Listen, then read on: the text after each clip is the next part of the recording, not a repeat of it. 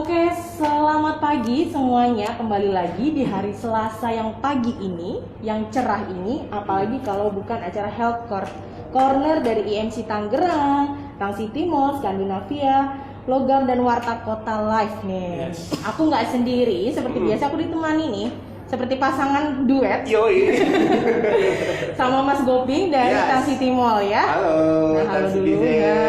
Warta-Warta Skandinavia, Ya, semuanya IMC halo. People, kembali lagi bersama kita ya. Ini udah Iya. episode yang ke-26 kalau nggak salah ya? Iya, 26. 26 ya, 26. wow. Dan selama ini antusias teman-teman juga selalu Banyak banget Mas, iya. Ini karena hari ini juga menarik banget nih, kan Betul. temanya pas banget nih Pas. buat Kita anak-anak. nggak cuma berdua nih, Iya. ada lebih, gue starnya ada nih ya. Iya, betul. Siapa lagi kalau Dokter Harnel Katin, spesialis anak. Dia bertugas di Rumah Sakit IMC Tangerang. Wow. Selamat pagi dokter. Selamat pagi dokter, sehat ya dok ya. Pagi. Alhamdulillah. Karena tema hari ini adalah ASI untuk pertumbuhan dan kesehatan anak. Anak, betul. Nah, jadi buat teman-teman yang mungkin baru nikah ya. Betul sekali. Lagi program anak. Nah, udah punya baby lagi Iya, lucu-lucunya kayak Mas Goping, lagi lucu-lucunya ya. Itu bisa, boleh tanya-tanya, yang mau tanya-tanya boleh aja langsung ke Instagram kita ya. Betul banget. Oke dok, kita buka aja ya dok ya. Iya. Aku kan mumpung lagi nunggu pertanyaan dari netizen semuanya nih. netizen. Nah aku mau nanya nih dok, memang aku sebelumnya memang belum punya baby nih dok. Tapi aku harus tahu nih Bener, kan. bener banget. Apa sih pentingnya ASI bagi pertumbuhan dan kesehatan anak dok pada dasarnya? Nah, dasarnya itu apa? Terima kasih. Saya diberikan kesempatan untuk memberikan penjelasan mengenai ASI. Dan selamat pagi ya para penonton. Selamat pagi. Saya dapat tugas untuk menjelaskan apa pentingnya ASI. Memang akhir-akhir ini sudah banyak kelihatan kembali bahwa orang sudah berminat lagi kembali ke ASI. Ya. Alhamdulillah. Angkatan-angkatan Mas ini barangkali masih pakai formula ya. Jadi angkatan. Jadi alhamdulillah sekarang sudah mulai menyadari bahwa pentingnya ASI untuk pertumbuhan bayi yang akan menentukan bagaimana generasi kita yang akan datang. Itu akan menentukan masa depan negara kita. Alhamdulillah juga saya dapat sedikit ilmu mengenai ASI ini. ASI itu adalah cairan yang diberikan merupakan karunia Allah yang sangat berharga sekali untuk pertumbuhan bayi. Dan dia spesifik untuk masing-masing anak, untuk waktu tertentu, untuk orang tertentu.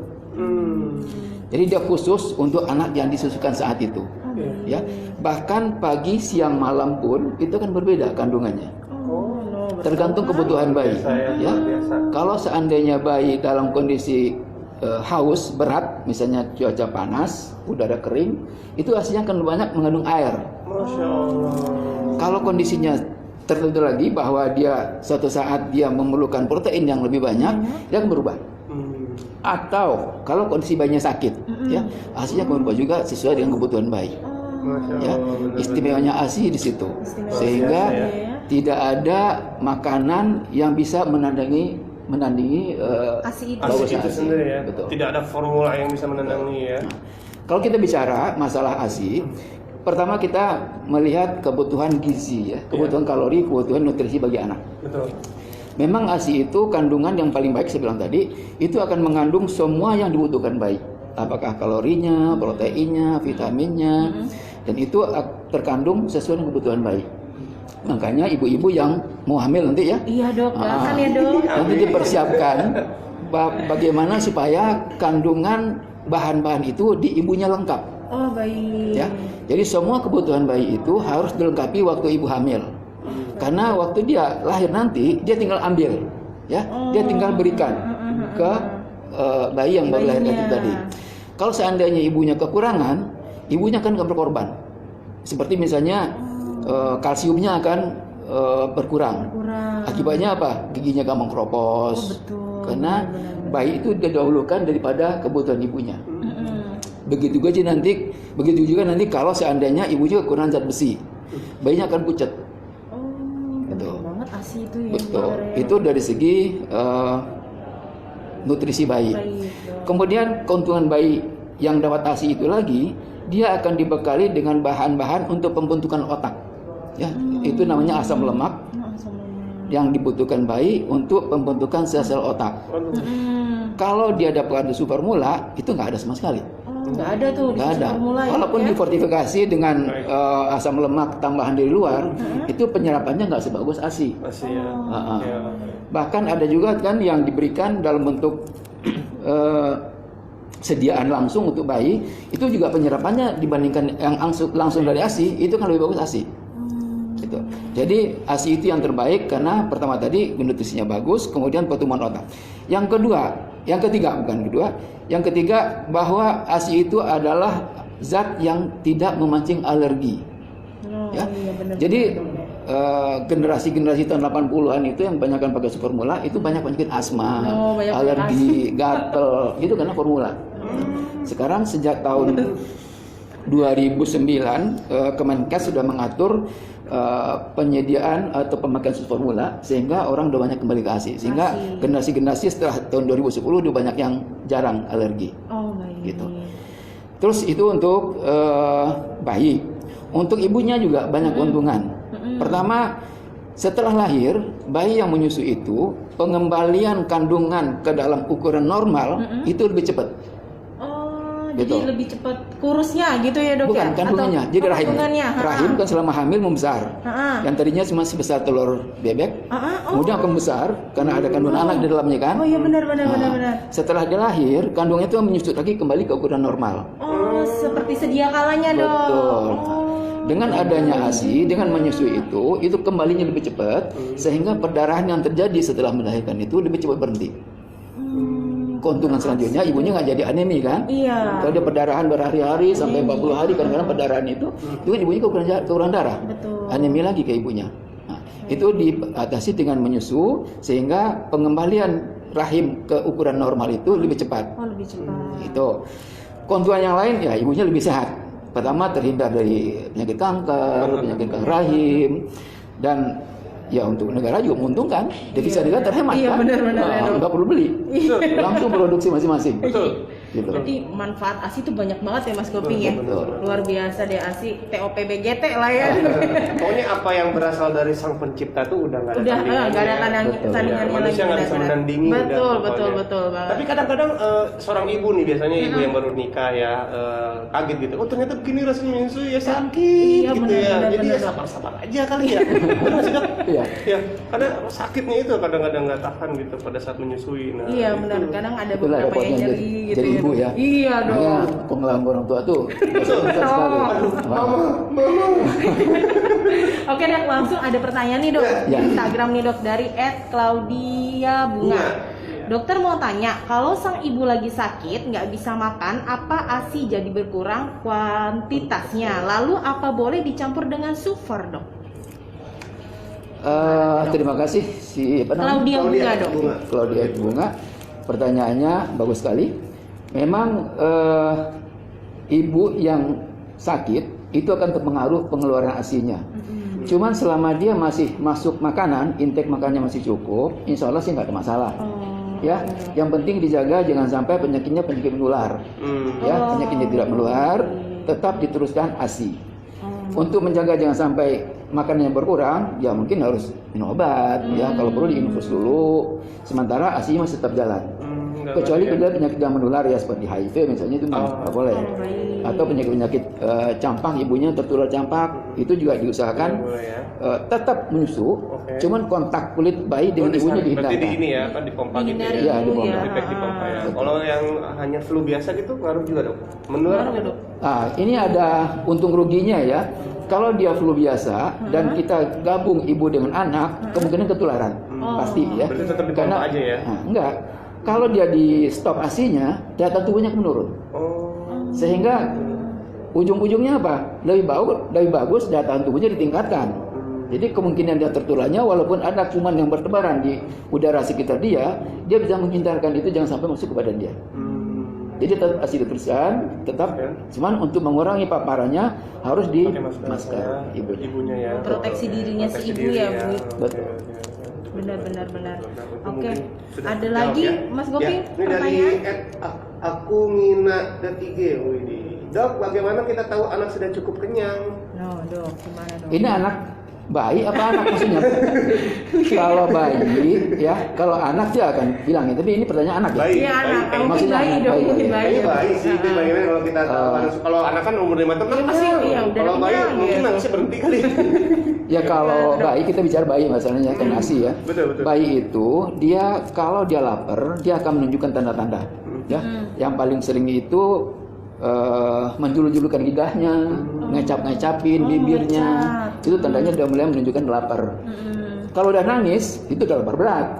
Itu udah susah dikendalikan nih, ngamuk, digendong nggak mau, disusuin nggak mau, nah, itu udah susah. Tapi kalau dia udah lapar, menunjukkan tanda seperti itu. Sekarang kalau kenyang, ya.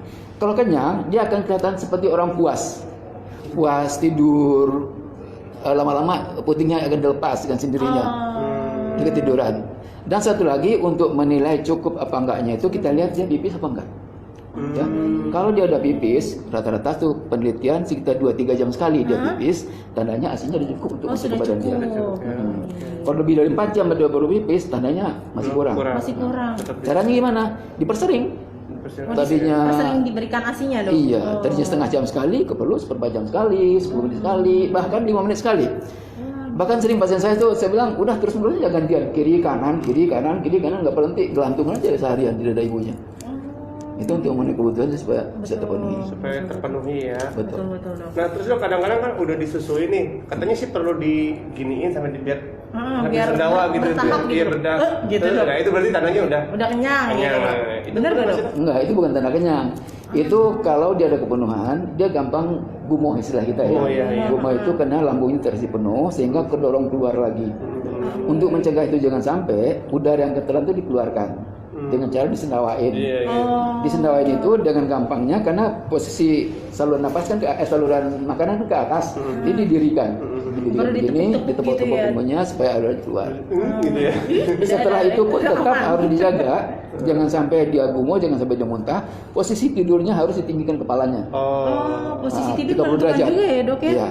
Oke. Itu untuk menjaga jangan sampai terjadi gumoh lagi. Baik. Setelah diinikan baru ditidurkan. Betul. Tapi agak tinggi dikit Iya, gitu agak ya. tinggi dikit. Karena bayi-bayi berlahir itu gumoh itu normal, wajar, Bukan berarti ada masalah dari bukan lambung ya. normal. Benar-benar. Ada lagi, Dok, pertanyaan nih, Dok, dari Karisma Deden Ahmad. Dok, sampai usia berapa anak laki-laki idealnya pakai ASI?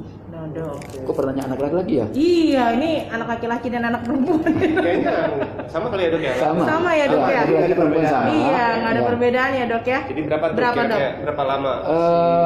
Dianjurkan sebenarnya 2 tahun ya. Di agama Islam pun dianjurkan 2 tahun. Itu pertimbangannya kalau dia ASI aja itu sampai 6 bulan itu cukup ASI tok. Oh, cukup ASI tok. Nggak pakai yang Oke. lain. Tapi setelah 6 bulan ada makanan tambahan pendamping ASI. Maksudnya kebutuhan yang dia dapatkan dari ASI itu tidak lagi mencukupi kebutuhan dia untuk pertumbuhan setelah umur 6 bulan. Sehingga ditambah. Kemudian kenapa sampai 2 tahun? Itu hanya untuk meningkatkan daya tahan tubuh. Ya, daya tahan tubuh bayi itu belum terbentuk dengan sempurna sehingga dia masih perlu dibantu dari ibunya. ASI ibunya itu ada kekebalan di situ kan. Nah, kalau dia masih dapat sampai 2 tahun, itu kekebalannya akan dapat. Tapi kalau lewat 2 tahun, timbul lagi masalah baru. Anaknya akan dependen, tergantung ke ibunya. Ya, jadi manja istilah kitanya. Jadi kalau udah 2 tahun sih nggak perlu lagi. Seharusnya Toh kandungan ASI itu juga ada banyak mengandung lemak setelah 2 tahun itu. Telurnya juga perlu. Udah berubah pabriknya ya. Berarti idealnya 2 tahun ya, Dok ya? Sampai 2 tahun. Oke, 2 tahun maksimal. Nah, udah terjawab Kayak nih ya. Berarti tidak mengenal laki-laki dan perempuan ya, Dok ya? Sama, laki-laki dan perempuan sama. Semuanya 2 Iya. tahun ya. Sama. Ada lagi Mas Gobi pertanyaan mau? Yes, dari @neriner, dok, apakah jika melahirkan secara tidak normal atau sesar akan mempengaruhi produksi ASI, terlebih pengeluaran kolostrum pertama? No. Gimana tuh, Dok? Pertanyaan yang bagus dari Ibu Neriner. Ya, mungkin ada pengalaman Ibu kali ya. Bisa jadi ini. Bisa Sesar. jadi Anak yang nih. kedua nih. Oke.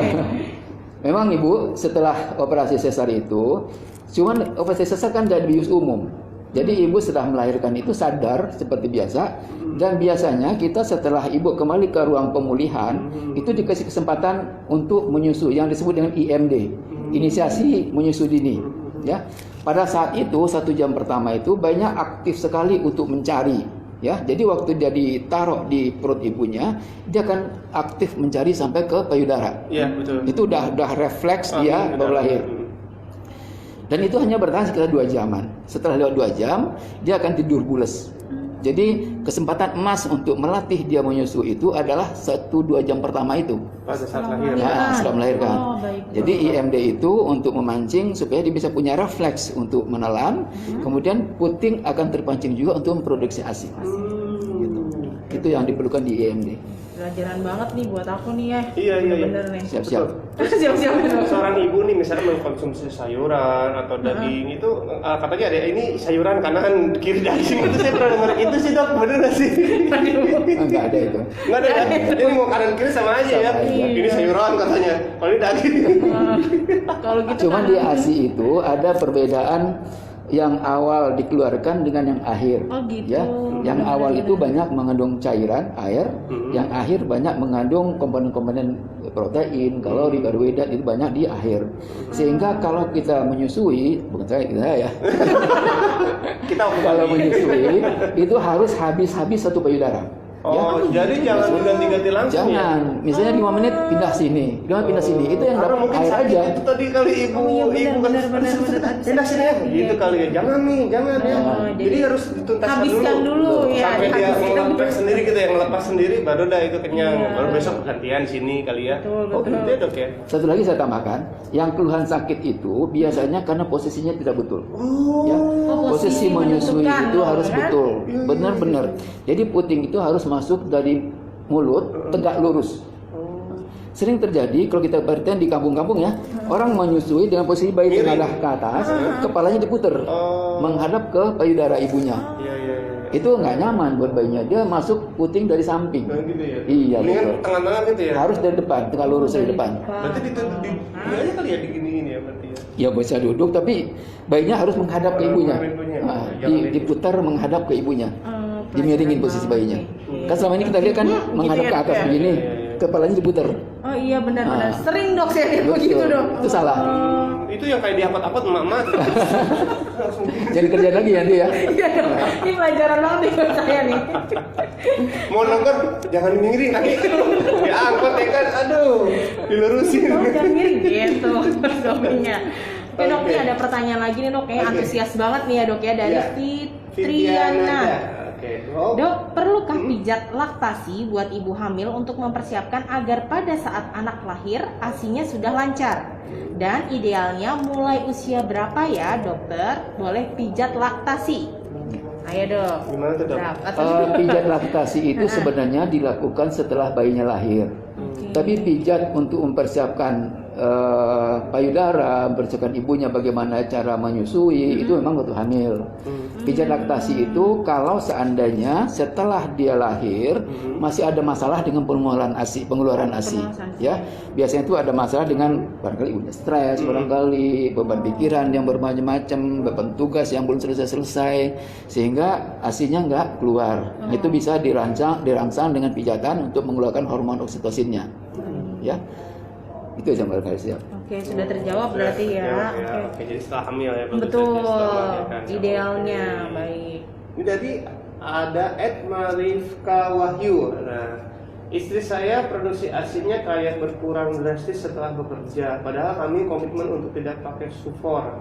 Sekarang bayi sudah 6 bulan. Bagaimana agar melimpah lagi? Ya. Jadi masuk juga tuh tadi ada pertanyaan. Terima kasih Pak Ibu Marika. Oh bapak yang dari mana? Oh iya, Marika Iya, Wahyu. mana kan istrinya. Iya. Baik, sebenarnya ASI itu diproduksi terus ya selama masih dibutuhkan bayi.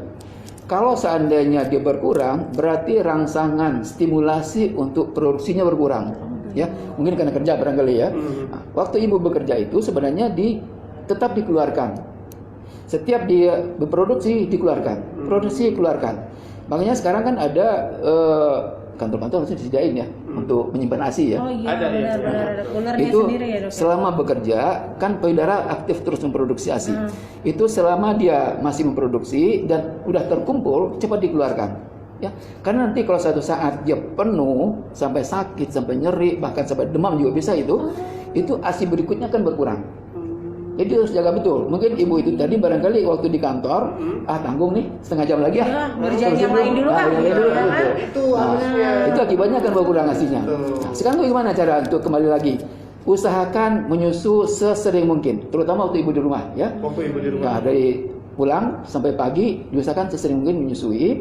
Kemudian waktu di kantor jangan sampai payudaranya sampai kepenuhan.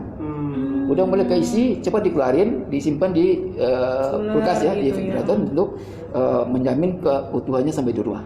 Oh gitu, iya benar, ada tuh teman saya kadang sakit dok, udah penuh gitu tuh kan memang seharusnya dikeluarkan ya dok Dikeluarkan ya. cepat. Karena nanggung sih, nanggung gitu. Iya, kalau udah kerja gitu susahnya. Iya, nanggung gitu. Ada lagi nih dok, pertanyaan dari Ed Parmiati. Ya, dokter, sebenarnya adakah waktu yang tepat memompa ASI sebelum atau sesudah menyusui dan berapa lama durasinya dok? Lalu ketika sudah memasuki empasi, bagaimana proporsi yang normal antara ASI dan Mapasi. Oke. Memompa ASI itu sebenarnya hanya untuk persiapan untuk satu saat nanti ibunya mungkin berpisah dengan bayi, barangkali kerja atau pergi kemana, itu diperlukan stok ASI yang disimpan. Memompanya itu kapan? Yang terbaik itu memompa saat bayinya menyusu, ya, nyusu yang kanan, nyusu yang kanan, dan satu lagi di perah. Itu akan ASInya lebih banyak. Karena selama dia menyusui itu produksinya akan ngalir terus. Terpancing itu ya? Iya, barangkali yang pernah menyusui akan kerasa waktu netes di sini, yang sini ngucur, netes terus. Iya, Pernah menyusui nggak? Belum pernah. Itu akan kerasa. Jadi kalau udah di perah waktu dia menyusui itu akan banyak hasilnya. Oke. Tapi kalau di kantor kan ya nggak mungkin seperti itu Iya, kan. ada. Di kantor itu ya kalau udah mulai kerasa penuh, cepat-cepat dikeluarkan. Oh, jadi ada sinyal tersendiri ya kalau wanita itu ya. Oh, Iya. penuh nih gitu ya. Ah. Gitu ya. Nah, terus dokter, kalau yang kering gara-gara penyakit cacar itu gimana untuk memulihkannya? Karena istri saya sih sebetulnya pernah waktu itu cacar tuh. Jadi cuma nyusuin 3 bulan aja, habis itu kering kagak ada lagi.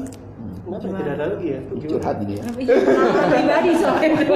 Pengalaman 8 tahun yang lalu. Sebenarnya cacar itu sendiri nggak menghalangi untuk menyusui. Tapi yang penting dicegah jangan sampai kontak kulit.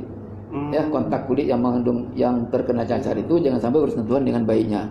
Jadi posisinya harus betul-betul diusahakan jangan sampai bersentuhan kulit. Kemudian kenapa berkurang? Karena mungkin frekuensi menyusui itu berkurang. Frekuensi menyusui, lamanya menyusui berkurang, akhirnya produksi akan berkurang. Jadi ASI itu sifatnya kayak ya kalau kita umpamakan kayak pabrik ya. Kalau produknya 5 laku 5-5-nya, kan dibikinnya jadi 10 nanti. Berlipat ganda. Berlipat ganda. Kalau Oke. produknya 5, lakunya cuma 1, untuk produsennya kan berkurang. Gitu. Jadi harus diusahakan setiap diproduksi itu dipakai langsung. Jangan sampai bangkrut pabriknya. Betul. Produksi.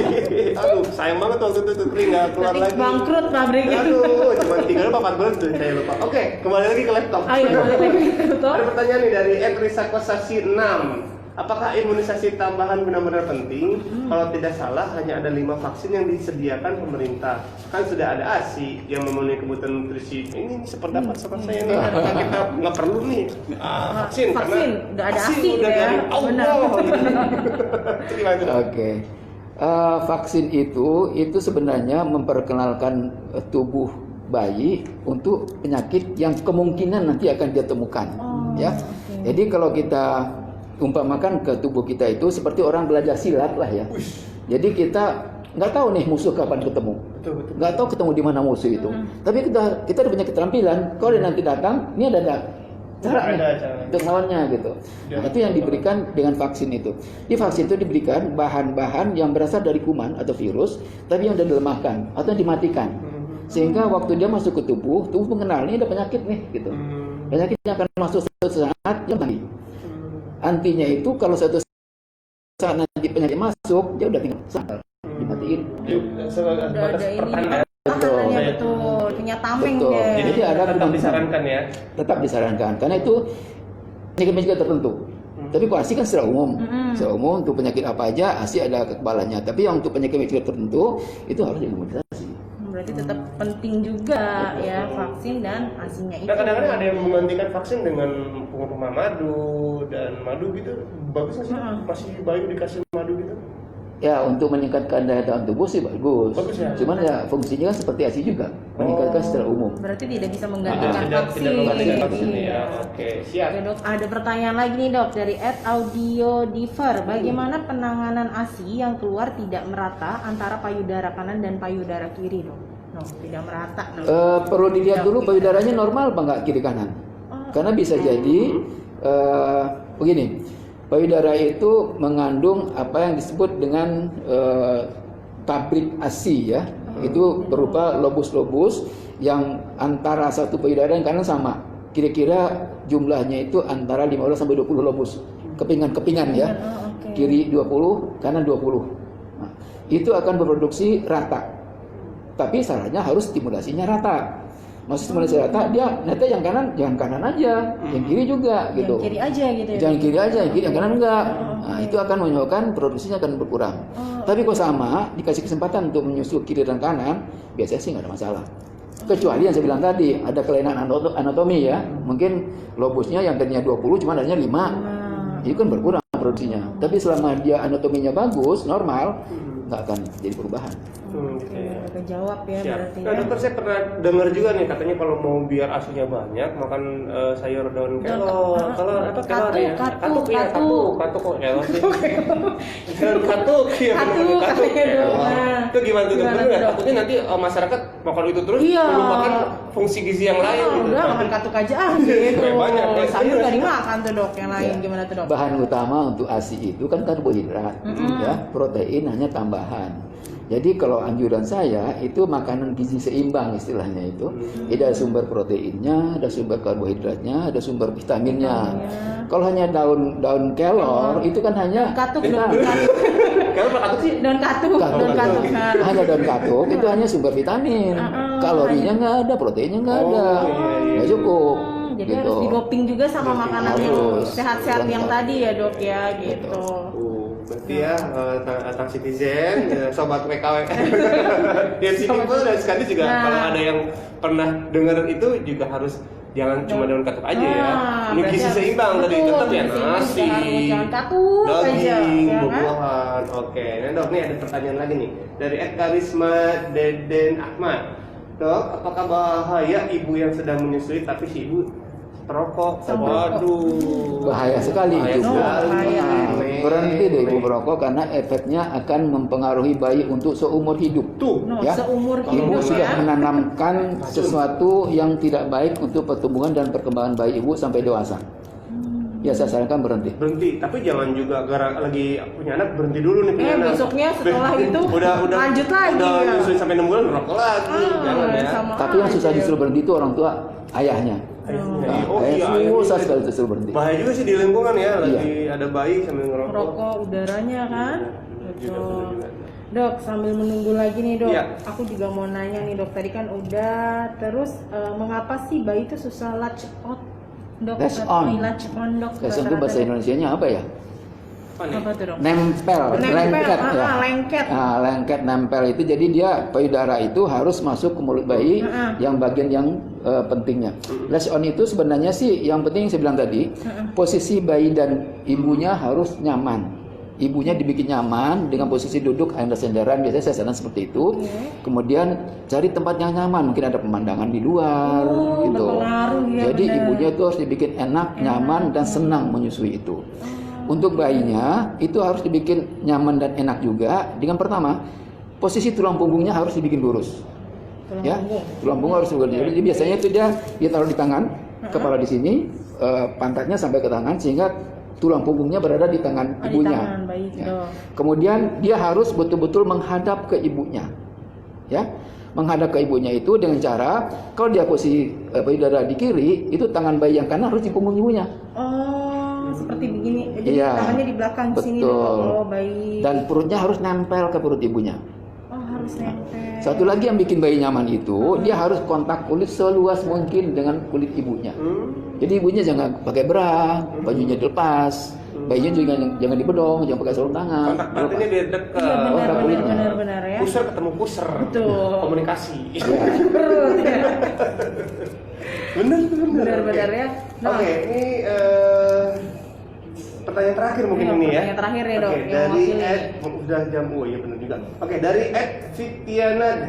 Dok, sebenarnya durasi yang efektif bayi menyusu berapa lama sih, Dok, pada satu payudara? Oh, karena kadang babyku hanya mau menyusui di satu payudara aja dan bisa sampai 20 menit. Oh, berarti udah hampir sempat dibahas ya. Iya, Yes, tapi udah bahas ada. ya.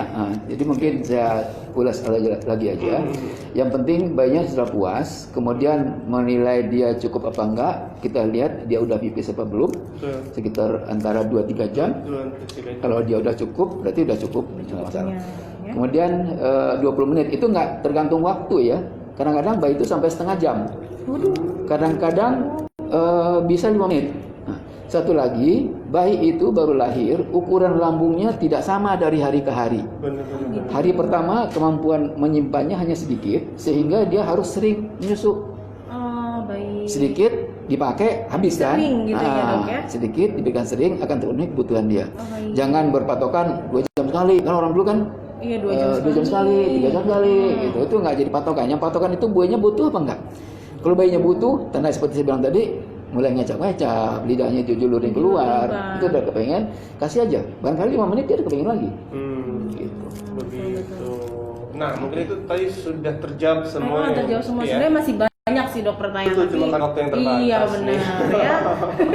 Sayang banget. Iya, seneng banget, kayaknya antusias banget ya Mas Goping ya. Iya, Tapi kalau- mungkin mama-mama muda yang di Betul. sana lagi pada nanya-nanya nih. Iya, betulan banget ya. Memang temanya menarik hari ini ya. Oke.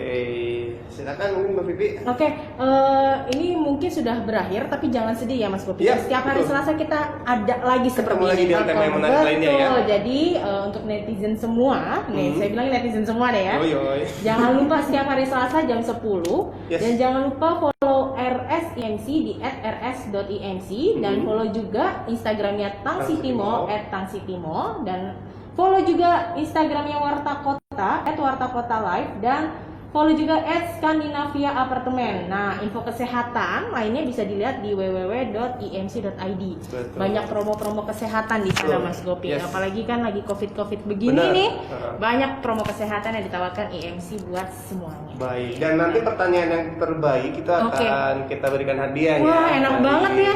Ya, IMC. IMC datang Siti mau. Ya, emang enak banget kita ya udah dapat ilmu pagi-pagi. Iya, dapat ilmu. hadiah juga. Iya, dapat Bisa nanti hadiah. konsul gratis lagi Konsul sama Dokter gratis. Harnel. Kan luar Betul biasa ya. banget. Iya. Oke, gitu aja. Baik. Mungkin kita ketemu lagi di Selasa depan Yes. selanjutnya. Oke. Wassalamualaikum warahmatullahi wabarakatuh. Salam, dadah. Dadah. Terima kasih dokter. Terima kasih, Dok. Sama-sama. Mas. Wes. Tadi Mas Goping mau nanya, Dok, yang kanan susu